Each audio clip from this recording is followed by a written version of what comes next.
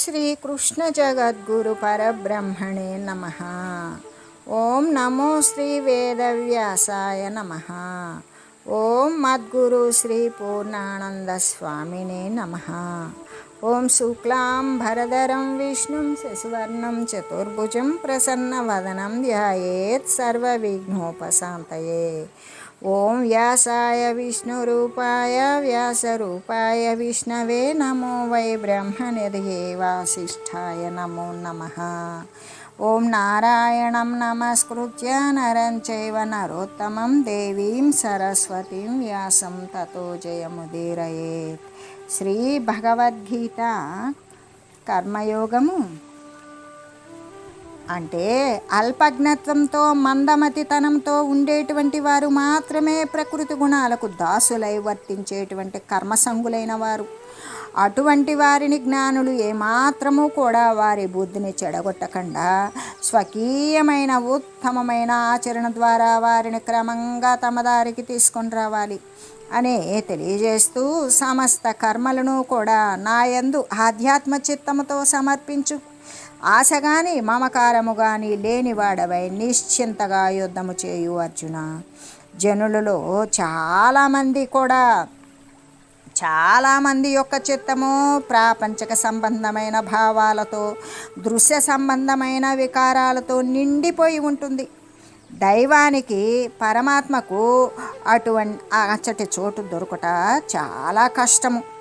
కాబట్టి అది ఆధ్యాత్మ చిత్తమా అంటే పరమాత్మకు తావు లేనటువంటి ప్రదేశము ఆ చిత్తము, అది ఆధ్యాత్మ చిత్తము కానే కాదు, అది ప్రాపంచక సంబంధమైన చిత్తము. ప్రతి వాడు కూడా ఆధ్యాత్మ చిత్తము కలిగి ఉండాలి అని కదా భగవంతుడు ఆదేశిస్తూ ఉన్నాడు. ఆత్మజ్ఞానము చేత, పరమార్థ చింతనల చేత చిత్తము నిండిపోయి ఉండాలి. నిరతిశయ భక్తి భావముతో కూడుకొని ఉండాలి. అదే కదా ఆధ్యాత్మ చిత్తము అనేది. అటువంటి పవిత్రమైనటువంటి మానసముతో, అటువంటి పవిత్రమైన మనసుతో కూడుకొని సమస్త కర్మలను కూడా భగవంతునికి అర్పణ గావించాలి అని కదా చెప్పబడుతూ ఉన్నది. అందుకే ఇక్కడ సర్వాణి కర్మాణి అని చెప్పడం వలన 1-2 కర్మలు మాత్రము అర్పణం చేయడం కాదు, తాను చేసేటువంటి సమస్త కార్యాలను కూడా ఈశ్వరార్పణ బుద్ధితోటి చేయాలి అనే కదా మనకు తెలుస్తూ ఉన్నది. ఆశ మమకారము పారద్రోలాలి అనే కదా హెచ్చరించబడుతూ ఉన్నది. ఈ ప్రపంచమునందు భగవంతుడు ఆత్మ అంటే ఆత్మ అనే భగవంతుడు అనే ఒక్క వస్తువు తప్ప విఘ్నునికి కోరదగినది అనేటువంటిది ఇంకొకటి ఉన్నదా? మరొకటి ఏదీ లేదు. ఆత్మ ఒక్కటి మాత్రమే సత్యమైనది. దృశ్య ప్రపంచమంతా కూడా దాని యొక్క ప్రతిబింబ రూపమే, కల్పితము, అస్ఫిరము, అస్థిరము. అటువంటి కల్పించబడినటువంటి అబద్ధపు జనితపు ప్రపంచమునందు వివేకవంతుడైన వాడు ఏ పదార్థమునందైనా సరే ఆశ కానీ మమకారము కానీ ఉంచగలుగుతాడా? ఎలా ఉంచుతాడు? ఉంచలేడు. కాబట్టి ఇటువంటి విచారణ ద్వారా ఆశను మమకారాలను కూడా వెడలగొట్టేయాలి, వదిలివేయాలి. మనుషుడు పవిత్రమైనటువంటి భగవదర్పితం చేసినటువంటి చిత్తముతోటి తన యొక్క విద్యుక్త ధర్మమైనటువంటి కర్మలనే ఆచరించాలి అనేటువంటి విషయాన్ని అర్జునుడిని మిషగా చూపి లోకానికంతటికీ కూడా తెలియజేశారు. అందుకే అర్జునుడు క్షత్రియుడు కాబట్టి యుద్ధస్వ అంటే నువ్వు యుద్ధం చేయు అని చెప్పబడింది. కానీ తక్కినటువంటి వారులైతే వారి వారి సాంప్రదాయానికి ఉచితమైన కార్యాలను ఈశ్వరార్పణ బుద్ధితో, ఆధ్యాత్మ గుణములతో కూడి ఆచరించవచ్చు. దీనిని బట్టి గృహస్థాశ్రమంలో ఉన్నటువంటి వారు కూడా తరించడానికి గొప్ప అవకాశం ఏర్పడుతూ ఉన్నది. అందుకే అర్జునుడికి ఏం చెప్పారు? సంతాపరహితుడివై యుద్ధం చేయు అని కదా భగవానుడు సెలవిచ్చి ఉన్నాడు. ఇక్కడ జ్వరాలు అనేటువంటి ప్రస్తావన వస్తే, జ్వరాలు అనేది 2 రకాలు. ఒకటే బాహ్య జ్వరము, రెండు మానసిక జ్వరం. ఇక్కడ అభ్యంతర జ్వరము అనేటువంటిది బాహ్యం అభ్యంతరం రెండు కూడా జీవుణ్ణి బాధిస్తూనే ఉన్నాయి. అందులో మొదటిది అయిన బాహ్య జ్వరం అయితే తనకు శారీరకపరమైన జ్వరము ఔషధాదుల చేత నివారించబడుతూ ఉంటుంది. అదే అభ్యంతర జ్వరం అయితే అంటే ఏ యొక్క మానసికమైనటువంటి జ్వరము చల్లారటానికి, అంటే ఆ వేడి చల్లారటానికి, భవరోగం నశించడానికి, సంసారతో తాపం శమించడానికి ఇక్కడ చక్కని ఔషధాలు 4 రకాలుగా తెలియజేశారు పరమాత్మ. అవి ఏమంటే ఆధ్యాత్మ చిత్తం కలిగి ఉండాలి, ఆత్మయందు దైవమందు కూడా సంలగ్నమైనటువంటి చిత్తము కలిగిన వారే ఉండాలి అనే కదా భావము.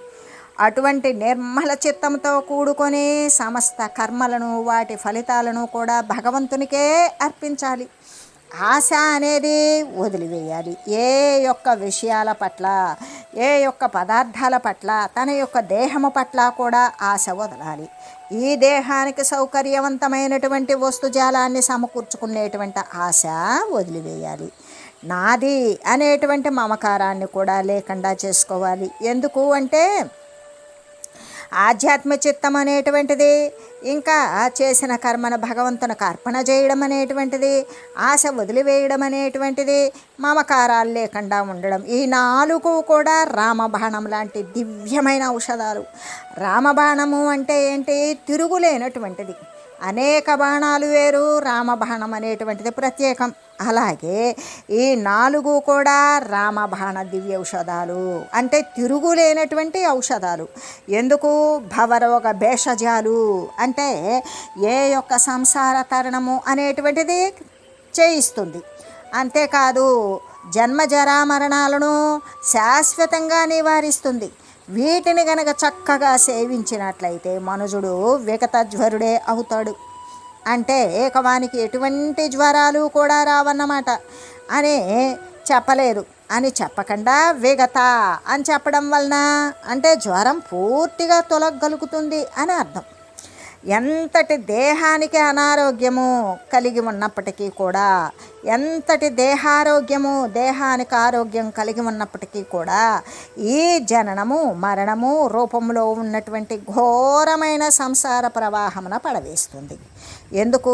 ఎంత ఆరోగ్యాన్ని సంతరించుకున్నప్పటికీ కూడా ఆ శరీరానికి పరిమితి తీరగానే అది భూపతనమవుతుంది. తర్వాత పంచభూతాలతో నిర్మితమైన ఆ దేహం పంచభూతాలలో లీనమైపోతుంది. ఆ తర్వాత ఆ జీవి తాను చేసినటువంటి కర్మల యొక్క ఫలాన్ని భుజాన వేసుకొని వెళ్ళిపోతాడు. వెళ్ళిపోయి ఆ వాసనా సంబంధమైన దేహాన్ని తీసుకొని మళ్ళీ ఘోర సంసార ప్రవాహంలో పడవేస్తుంది. ఏంటది? తన యొక్క వాసన, దృశ్య సంబంధమైన పదార్థాల పట్ల తనకు కలిగినటువంటి గాఢత, వాంఛ, ఇవి ఈ ప్రవాహంలో పడవేసి ఏం చేస్తుంది? అనేక గర్భ నరకాల యందు, అంటే ఏ శరీరాన్ని ఉత్పన్నం చేసుకొని రావాలన్నా క్రిమికీటకాదుల నుండి మనుషుల వరకు కూడా 4 రకాలైనటువంటి, ఏది? ఉద్విజ, జరాయుజ, మరి స్వేదజ, అండజ, ఈ 4 రకాలైనటువంటి వాటిల్లో ఏ దేహాన్ని ధరించాలన్నా కూడా ఆ యొక్క గర్భవాసం అనేటువంటిది తప్పదు. ఇక్కడ అండజ అన్నప్పుడు గ్రుడ్డు ద్వారా కడుపులో ఉండాలి. జరాయుజ అన్నప్పుడు ఆ యొక్క ఆ మావి లోపల పిండ రూపంలో ఉండాలి. అంతేకాదు క్రిమి కీటకాదులు స్వేదజ అన్నప్పుడు ఆ స్వేదంతో తయారైనటువంటి దానిలో కూడా లీనమై ఉండాలి. అంతేకాదు ఉద్బిజ, భూగర్భంలో అది ప్రభవించి బయటికి వచ్చేటంత వరకు కూడా భూగర్భంలో బీజ రూపంలో ఉండాలి. ఈ విధంగా 4 రకాలైనటువంటి గర్భనరకాల యందు కూడా జీవుని త్రోసివేసేస్తుంది ఈ లోపలి జ్వరం, అంటే అభ్యంతర జ్వరం, మానసికమైనటువంటి వేదన. అది గనక ఈ లోపల జ్వరం అనేటువంటిది అంతమొందలేదా, ఇక మహాప్రమాదమే వాటిల్లుతూ ఉంటుంది జీవునికి. కాబట్టి భగవానుడు తెలిపినటువంటి ఈ 4 దివ్య ఔషధాలను కూడా చక్కగా లెస్సగా సేవించాలి. విగత సంసార జ్వరుడై అంటే ఇక సంసారము అనేటువంటిది నశింపజేసుకొని దైవార్పితమైన తన యొక్క చిత్తాన్ని దైవానికి అర్పించాలి. ఆ దైవార్పిత చిత్తముతోటి ఆనందంగా తన యొక్క కార్యాలను చేస్తూ ఉండేలాగున శ్రీకృష్ణమూర్తి కరుణతో ఇక్కడ బోధిస్తూ ఉన్నారు. అంటే పరమ శ్రేయస్సుకు మార్గం ఏమిటి అంటే ఆధ్యాత్మ చిత్తముతోటి సర్వ కర్మలను కూడా చేసిన వాటినన్నింటినీ కూడా భగవదర్పణం చేయాలి. అలా భగవదర్పణము గావించి ఆశా మమకారాలు కూడా వదిలివేయాలి. అలా ఆశా మమకార వర్జితుడై నిస్సంతాపంగా ఎటువంటి సంతాపాలు, హృదయ తాపాలు, సంసార తాపాలు లేకుండా స్వకీయమైనటువంటి కార్యాలను ఆచరించడమే కదా శ్రేయో మార్గము అని చెప్పడం. ఇటువంటి మార్గాన్ని అనుసరించే వారికి కలిగేటువంటి ఫలితాన్ని గురించి తెలియజేస్తూ ఏమే మతమిదం నిత్యమనుతిష్టంతి మానవాః శ్రద్ధావంతో నసూయంతో ముచ్యంతే తేపి కర్మభిః. ఏ మనుజులైతే శ్రద్ధావంతులై అసూయ లేని వారై, ఏ విధంగా అంటే ఏ మనుజుడికైతే శ్రద్ధావంతుడై ఉంటాడో దేని యందు తన యొక్క సాక్షిత్వ స్వరూప సాక్షాత్కారమునందు శ్రద్ధావంతుడై, లేదా పరమాత్మ యందు శ్రద్ధావంతుడై, లేదు నిష్కామ కర్మను అనుసరించడంలో శ్రద్ధావంతుడై ఉన్నటువంటి వానికి అసూయ అనేది లేకుండానే ఉంటుంది కదా. అటువంటి అసూయ లేని వారే ఈ యొక్క నా అభిప్రాయాలను ఎల్లప్పుడూ కూడా ఆచరణ యందు ఉంచుతూ ఉన్నారు. నా అభిప్రాయాలు అంటే పరమాత్మ చెప్పినటువంటి అభిప్రాయాలను, ఆయన ఆదేశించినటువంటి విషయాలను ఆచరణలో ఎవరైతే ఉంచుతూ ఉన్నారో వారు కూడా కర్మబంధాల నుండి పూర్తిగా విడివడుచూ ఉన్నారు కదా అనే చెబుతూ పైన తెలిపినటువంటి అంటే ఇప్పుడు మనం ఏమని చెప్పుకున్నాము అంటే నిష్కామ కర్మ ఆచరణ ద్వారా కోరిక లేకుండా చేసేటువంటి కర్మ యొక్క ఆచరణ ద్వారా మనుషుడు కర్మబంధాన్ని త్రెంపివేయగలుగుతున్నాడు అని కదా చెప్పబడింది. దీనిని బట్టి సరిగా తెలుసుకొని ఆచరించినట్లయితే కర్మను త్రుంచివేయగలుగుతుంది అని కదా స్పష్టమవుతూ ఉన్నది. ఏ విధంగా ఎటువంటి కర్మను దుంచివేస్తుంది అంటే నిష్కామ కర్మయోగము దాని యొక్క ఆ కర్మ ద్వారా కోరికలతో కూడినటువంటి కర్మను చేసినటువంటి ఆ యొక్క పాప పుణ్యాలను సర్వాన్ని కూడా నశింపజేస్తుంది అనే చెబుతూ దీనిని బట్టి సరిగ్గా తెలుసుకొని ఆచరించినట్లయితే ఎలాగంటే నిష్కామ కర్మాచరణ ద్వారా కోరిక లేకుండా చేసేటువంటి కర్మను అనుసరించడం ద్వారా మనుషుడు కర్మబంధాన్ని అనేది త్రెంపివేస్తున్నాడు. అయితే దీనిని సరిగా తెలుసుకొని ఆచరించినట్లయితే కర్మయే కర్మను త్రుంచివేస్తూ ఉన్నది. ఎటువంటి కర్మను అంటే మళ్ళీ దేహ సంబంధమైనటువంటి శారీరక స్థితిగతులు కలిగేటువంటి కర్మను ఈ నిష్కామ కర్మ అనేటువంటిది తుంచివేస్తుంది అని కదా మనకు స్పష్టమవుతూ ఉన్నది. అదే కర్మయోగం ద్వారా అంటే ఏ నిష్కామ కర్మయోగ ఆచరణ ఉంటుందో అది యోగం కింద మారుతుంది. ఆ కర్మయోగం ద్వారానే కర్మ విముక్తుడు కాగలుగుతాడు. ఏ కర్మ మళ్ళీ జనన మరణ రూపంలో వచ్చేటువంటి సంసార భ్రమ చక్రంలో పడకుండా పడేటువంటి కర్మను నశింపజేస్తుంది కర్మయోగం ద్వారా. అంటే అనాసక్త కర్మాచరణ ద్వారా ఏమాత్రము కూడా ఆసక్తి లేకుండా కర్మ చేయడం అనే దానికంటే కూడా కర్మ చేస్తూ కూడా కర్మ యొక్క ఫలితాన్ని ఆశించకుండా చేసేటువంటి కర్మ యొక్క ఆచరణ ద్వారా కర్మయోగులు ఎలాగంటే జ్ఞానయోగులులాగానే కర్మబంధ విచ్చిత్తిని మళ్ళీ కర్మ అనేటువంటిది బంధాన్ని కలగజేసి సంసార రూపాన్ని కలగజేస్తుంది. కాబట్టి ఆ యొక్క కర్మబంధ విచ్చిత్తిని కలుగజేసుకుంటూ ఉన్నారు అనేటువంటి విషయమే కదా ఇక్కడ మనకి స్ఫురిస్తూ ఉన్నది. అంటే నిష్కామ కర్మ యొక్క అనుష్ఠానము చేత చిత్తశుద్ధి కలుగుతుంది. అలా కలగగా దాని చేత జ్ఞానం అనేది అంకురిస్తుంది. ఆ జ్ఞానం ద్వారా బ్రహ్మానుసంధానము చేసి వారు బ్రహ్మయందే లీనమవుతూ ఉన్నారు, అంటే విముక్తులే అవుతూ ఉన్నారు అని చెబుతూ, అయితే నిత్యం అని చెప్పబడింది. నిత్యం అని చెప్పడం వలన ఏదో ఒక సమయమున ఆ ప్రకారంగా వర్తించడం చాలదని, ప్రతిదినము కూడా వారు చేసేటువంటి సమస్త కార్యాలను కూడా ఆసక్తి లేకుండా ఆచరించాలి అనే కదా మనకు తెలుస్తూ ఉన్నది. అయితే అనుష్ఠానం చేసేటప్పుడు 2 రకాలైన సద్గుణాలను ముఖ్యంగా అవలంబించి ఉండాలి. ఏంటంటే అవి, ఒకటి శ్రద్ధ, 2 విశ్వాసము. అంటే ఏవైతే 2 రకాలు కదా, ఏంటది? ఒకటి శ్రద్ధ, ఒకటి అసూయారాహిత్యము. ఈ విధంగా శ్రద్ధ, అసూయారాహిత్యము ఏ వస్తువునందు కానీ శ్రద్ధ కలిగి ఉండాలి, అసూయ లేకుండా ఉండాలి. ఏ వస్తువునందు కానీ, ఏ వాక్యమునందు కానీ, ఏ వ్యక్తి ఎందైనా సరే మనుషునికి ఎంతెంత శ్రద్ధ విశ్వాసాలు ఉంటాయో అంతంత అధికమైనటువంటి ఫలాన్ని వాని ద్వారా అతడు పొందగలుగుతాడు. ఇక్కడ ఏ మనుషులైతే శ్రద్ధావంతులై అసూయ లేని వారై ఉంటారో వారే ఎల్లప్పుడూ కూడా కర్మబంధాల నుండి విడిపడుతూ ఉన్నారు అని కదా భగవానుడు స్పష్టంగా ముఖ్యంగా తెలియజేసింది. మరి అసూయ అనేటువంటిది ఎలా వదిలివేయాలి అంటే దానికి ఒక చిన్న సాదృశ్యాన్ని తెలియజేసుకుందాము.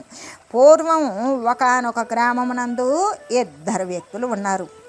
వారికి ఒకరిపై మరొకరికి పరమద్వేషం ఉండేది. ఎంత విద్వేషం అంటే ఇక ఈర్ష్య, అసూయ అనేటువంటిది, ఒకరిని చూస్తే ఒకరు పొళ్ళు పటపటలాడిస్తారు, ఒకరిని చూసి మరొకరు ఓర్చుకోలేకపోతారు. ఒకడు వృద్ధి పొందుతుంటే మరొకడు దానిని చూచి బాధపడుతూ ఉంటాడు. ఒకనికి కష్టం కలిగితే మరి ఒకడు ఆనందంతో చిందులు రొక్కుతూ ఉంటాడు. ఈ ప్రకారంగా వారిలో ఒకనిపై మరొకనికి అసూయ అనేది బాగా తాండవిస్తూ ఉన్నది. అసూయ అనేటువంటిది ఒక గొప్ప మహాదుర్గుణం. ఎన్ని సుగుణాలు ఉన్నప్పటికీ కూడా అసూయ అనే ఈ ఒక్క దుర్గుణం ఉన్నదనుకో, తక్కిన గుణాలన్నీ కూడా శక్తిహీనాలే, నిర్వీర్యాలే, శోభావిహీనాలై ఉంటాయి కదా. అలాగే కళాయి లేని పాత్రలో ఇప్పుడు ఒక ఇత్తడి పాత్ర ఉంటుంది, దానిలో కళాయి అనేటువంటిది వేస్తారు. అది వేయకుండా వండినటువంటి పప్పు దినుసులు, పప్పు పులుసులు, అన్నాలు ఇవన్నీ చిలుంబట్టేసి అన్నీ చెడిపోయినట్లుగానే ఎన్ని సద్గుణాలు ఉన్నప్పటికీ కూడా అసూయాగ్రస్తుని యందు, అసూయ చేత మృంగబడినటువంటి వాని యందు, అసూయ చేత నిండిపోయినటువంటి వాని యందు ఇక ఏమాత్రము కూడా ఎన్ని ఇతరమైన సుగుణాలు ఉన్నప్పటికీ కూడా అది పెద్దగా శోభించదు, రాణించదు, వృద్ధి చెందదు. ఎలాగంటే ఇప్పుడు దుర్యోధనుడికి బలం ఉంది, ఉత్సాహం ఉంది, శక్తి ఉంది, సామర్థ్యం ఉంది, ప్రజ్ఞ ఉంది, మొదలైనవి ఎన్నో ఉన్నాయి. అయినప్పటికీ కూడా అతనికి తన యొక్క పినతండ్రి కుమారులను చూడగానే ఒక అసూయ అనేటువంటి ఒక చిన్న దుర్గుణం, వాటి అన్నింటినీ కూడా అతనికి ఉన్నటువంటి బల ఉత్సాహాలు, శక్తి సామర్థ్యాలు, ప్రజ్ఞ మొదలైనవన్నీ కూడా అవన్నీ ఏ విధంగా అంటే నాశనం చేసేసినవి. ఎందుకు? అతనికి ఉన్నటువంటి అసూయే అన్నింటినీ నాశనం చేసింది, అతని జీవితానికే అసలు తెచ్చిపెట్టింది అనేటువంటి విషయం భారతం ద్వారా మనందరికీ తెలిసిన విషయమే కదా. అందుకే భగవద్గీతలో శ్రీకృష్ణ పరమాత్మ అర్జునుడిని సంబోధించేటప్పుడు అనసూయవే అనే పదాన్ని ప్రయోగించి అసూయ లేనివాడా ఓ అర్జున అని పిలుస్తాడు. నీకు ఈ అతి రహస్యమైనటువంటి జ్ఞానాన్ని ఉపదేశిస్తూ ఉన్నాను అని పలికి ఉండడం అనేటువంటిది మనం అందరం గమనించవలసిందే. అయితే అసూయ లేని వానికే కదా చక్కని జ్ఞానోపదేశం అనేది లభిస్తుంది.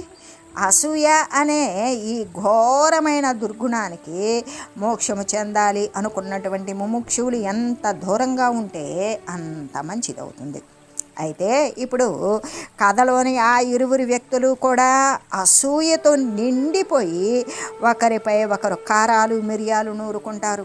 ఒకరిని చూస్తే ఇంకొకరు దుమ్మెత్తి పోసుకుంటారు. ఎక్కడ కనపడినా సరే ఒకరంటే ఒకరు తట్టుకోలేక మరి ఆ విధంగా దూషించుకుంటూ నిందోక్తులు పలుక్కుంటూ ఎడముఖం పెడముఖంగా కాలాన్ని గడుపుతూ ఉన్నారు. అయితే ఇలా కాలం గడుస్తుంది. ఒకనాడు వారిలో ఒకనికి బ్రహ్మదేవుని ఉపాసించాలి, నేను కొన్ని సిద్ధులు సంపాదించాలి అనే కోరిక పుట్టింది. అతడు ఏం చేశాడంటే ఊరు బయట ఉన్నటువంటి ఒకానొక ఏకాంతమైన ప్రదేశానికి వెళ్ళాడు. అక్కడికి వెళ్ళి ఒక చెట్టు కింద కూర్చున్నాడు. పూర్తి ఆహారాన్ని వదిలివేశాడు. తీవ్రంగా తపస్సు చేయడం ప్రారంభించాడు. అయితే అనుక్షణం కూడా ఒకరినొకరి విషయాలు తెలుసుకుంటూ ఉన్నటువంటి రెండో వాడు ఏం చేశాడు, ఈ సంగతిని వేరే వాళ్ళ ద్వారా విన్నాడు. ఈ సంగతి తెలుసుకున్నాడు. అతని శత్రువు అంటే వాడు తపస్సు చేస్తే నేను మాత్రం అతనికి తీసిపోతానా అనుకున్నాడు.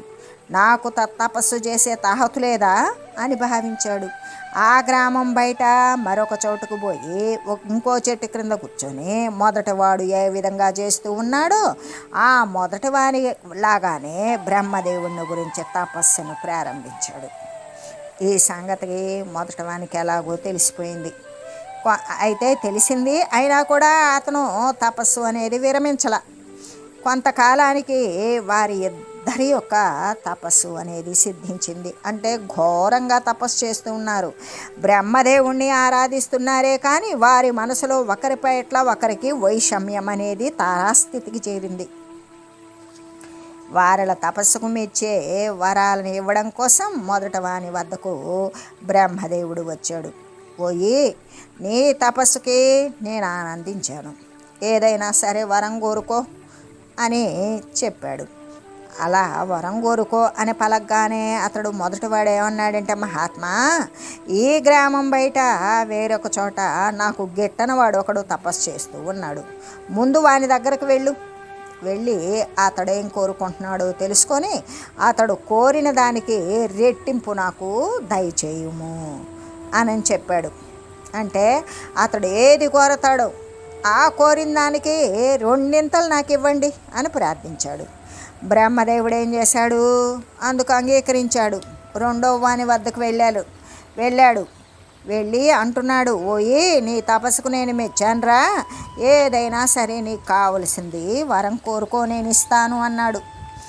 అని బ్రహ్మదేవుడు ఎప్పుడైతే పలికాడో అందుకు ఆ రెండో వాడు అన్నాడు, మహాత్మా, తాము మొదటి వాని వద్దకు వెళ్ళారా, ఇంకా వెళ్ళలేదా అని అన్నాడు. వెళ్ళాను అన్నాడు బ్రహ్మదేవుడు. సరే, అయితే అతడేం కోరుకున్నాడు అని ప్రశ్నించాడు. బ్రహ్మదేవుడు ఏమన్నాడంటే, అతడేమీ కోరుకోలేదు. ముందు నీ వద్దకు వెళ్ళి నీవు కోరుకునేటువంటి దానిని తెలుసుకొని దానికి రెట్టింపిస్తే చాలు అని పలికాడు అని చెప్పాడు. అప్పుడు ఆ రెండో వాడు, అట్లయితే మహాత్మా, నాకు ఒక్క కన్ను పోగొట్టు అని ప్రార్థించాడు. బ్రహ్మదేవుడు ఏం చేశాడు, తదాస్తు అని చెప్పి అంతర్ధానమయ్యాడు. వెంటనే ఆ రెండో వానికి ఒక కన్ను గుడ్డి అయింది.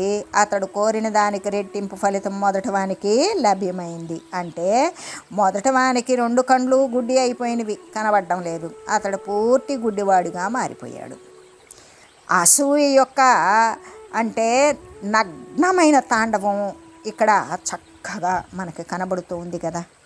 అసూయ అనేటువంటిది మొదటి వాని మీద ఉన్నటువంటి అసూయ చేత వానిని ఎట్లయినా బాధించాలి అనుకుంటే అని తలస్తే దానిని పూర్తి గురుడివానిగా చేయదలంచి రెండో వాడు ఏం చేశాడు, తన ఒక కంటిని కూడా వదులుకొని ఏకాక్షుడు అంటే ఒక కన్ను కలిగి ఉండడానికి సిద్ధపడ్డాడు. తను ఒకంత బాధను అనుభవించడానికి సిద్ధపడ్డాడు. అవతల వానిని బాధించే నిమిత్తం తాను కూడా బాధపడడానికి సంసిద్ధుడయ్యాడు కదా.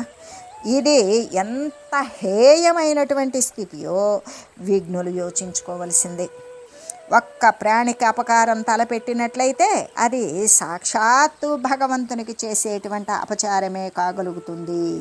ఎందుకు అంటే భగవంతుడు సర్వవ్యాపి, సర్వాంతర్యామి కాబట్టి ఎంత శీఘ్రంగా ఆ విషయాన్ని మనుజుడు అయినవాడు గ్రహిస్తాడో అంత మంచి జరుగుతుంది. కాబట్టి పరప్రాణికి హితాన్నే కోరుకుంటూ ఉండాలి. ప్రాణికోట్ల పట్ల ఎల్లప్పుడూ దయ కలిగి ఉండాలి. జీవకారుణ్యం కలిగి ఉండాలి. ఎల్లెడలా కూడా భగవంతుని యొక్క అస్తిత్వాన్నే అనుభూతం చేసుకోవాలి. జీవుడు పారమార్థ పదమునందు ఏ యొక్క పరమాత్మ స్థితిని పొందాలి అనే మార్గాన్ని అనుసరించేటువంటి వాడు ఆ పరమార్థ పదమున పారమార్థిక చింతతో అగ్రగేసరుడు కావాలి కదా.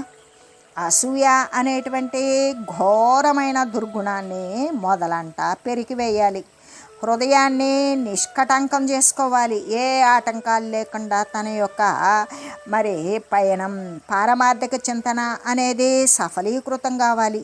పవిత్రమైన హృదయమే దైవ నిలయము అని జనులు ఎల్లవేళలా కూడా జ్ఞప్తి అందే ఉంచుకోవాలి. అంటే అసూయ అనేటువంటిది నీచమైన దుర్గుణం. దానిని మానవుడు ఏ కాలమందు కూడా ధరికి చేర్చుకోకూడదు. అందుకే భగవానుని యొక్క అనుష్ఠానం చేసేటప్పుడు 2 సద్గుణాలు ముఖ్యంగా ఆచరించాలి కదా. అవే శ్రద్ధ, అసూయ అనేది వదిలివేయాలి.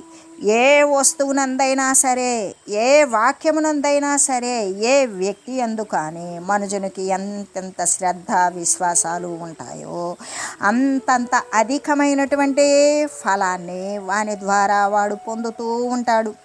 అసూయ అనేటువంటిది వేరుగు పురుగు వంటిది.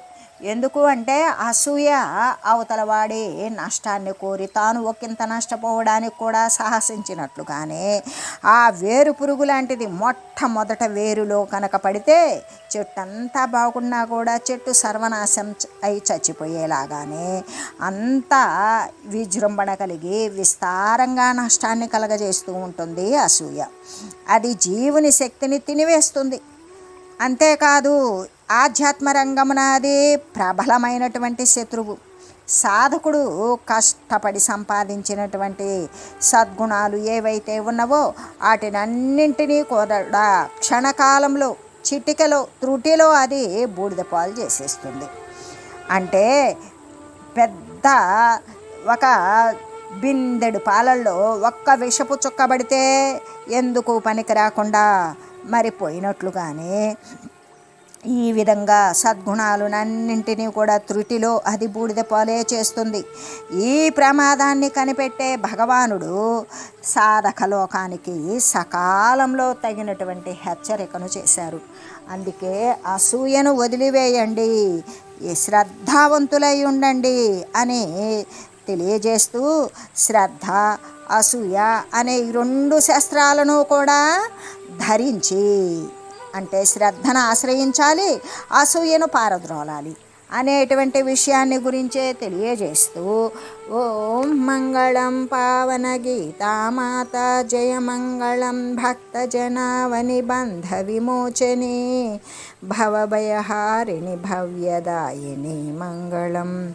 ఓం మంగళం శ్రీ కురుక్షేత్ర రణక్షోణి విహారిణే పార్థసారథి రూపాయ గీతాచార్యాయ మంగళం. ఓం మంగళం మహత్.